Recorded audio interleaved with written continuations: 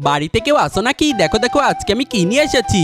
এগুলো আবার কি রে? হাই হাই রে, সারা বাড়ি নষ্ট করে দিল রে। ভাইয়া এগুলো আমি খাওয়ার জন্যই এনেছি। এই রাজুর বাচ্চা, কি হয়েছে তোর? এই চুটকি এগুলো তুই কোথায় পেলি রে? দেখো চুরি করে এই তোর মুখে আজকে টেপ মেরে দিব। চুটকি মা এই মাছগুলো কোথায় পেলি রে? মা এগুলো আমি বাজার থেকে সস্তায় কিনে এনেছি। এগুলো এনে তুই ভালোই করেছিস, আজকে এগুলো দিয়ে সুন্দর একটা রেসিপি বানানো যাবে। চল চল।